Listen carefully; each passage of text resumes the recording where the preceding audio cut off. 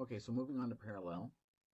Parallel circuits, there's more than one path, so there's options. You can see in this example right here, the flow of electrons can go either down this route or down that route or down that route, and they're arranged sort of like parallel lines that you heard about in math class.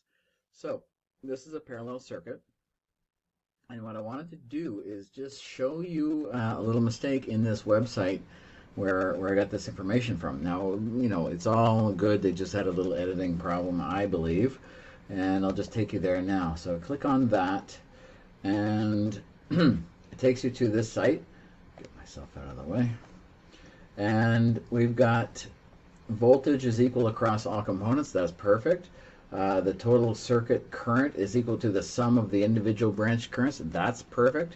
And then the resistance diminish to equal the smaller total rather than add them up. So that's another part that I'm not going to get into right now, but this is consistent and good.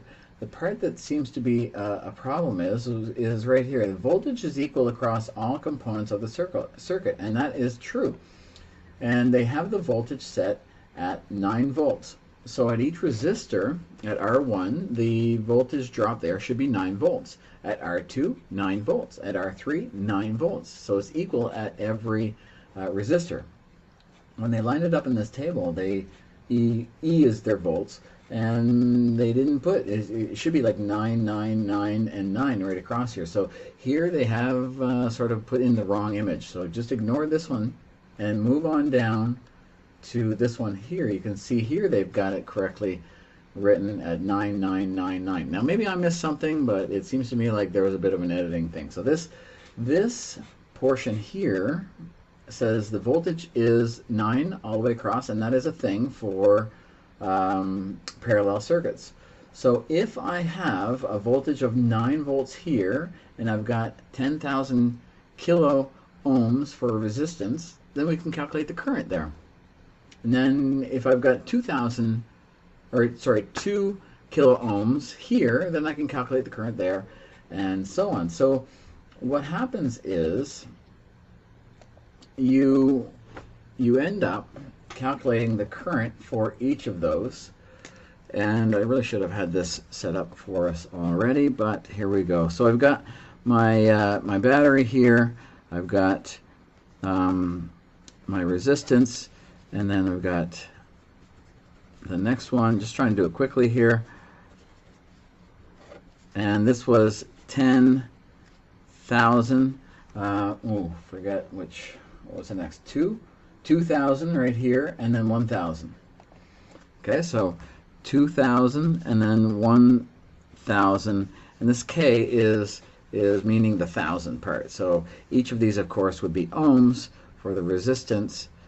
Okay, now if I know I've got 9 volts here, then I've got 9 volts at this resistor. I've got 9 volts at this resistor, and I've got 9 volts at this resistor. So here's Ohm's law, V equals IR. And whenever you have 2 of the items, you can calculate for the third. So you can see here, I've got voltage here, so I've got it. And I've got the ohms, got it. So I can calculate for the current. So current, I, is equal to 9 volts divided by my R, which is 10,000 ohms. So I'm going to write that out, 10,000 ohms.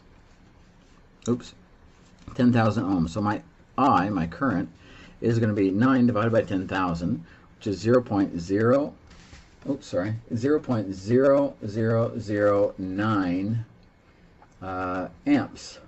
That's the current, right? We've moved the decimal place over 4 times because we've got these 4 zeros here in the 10,000. That's a way to remember it. So another way to write this, instead of having all this long set of zeros here, we can change the units. So we could go 0.9. We've gone over 3 to the right, but that it would be a milliamp. So little milliamp. Okay, so that would be the current there. Okay, so here, if we've got 0.9 milliamp, we can do the same thing here and find the current here in milliamps and milliamps. There's really no need to go to milliamps, because when you want to calculate the current overall and find the resistance within the battery, you need to go to amps anyway. But the total current in parallel, the subscript T, is going to be the current at the first resistor plus the current at the second resistor plus the current at the next resistor. And if there were more, you just carry on and keep adding them up. Okay, so that's how you do it. Now, in parallel, one of the rules is, as we know now, that the voltage is equal to voltage is equal to voltage. So the voltage at the battery is going to just equal the voltage at every resistor. The voltage at 1 is at 2, at 3. It's going to be equal. Now, the resistance is a bit more tricky on this one, as I mentioned earlier.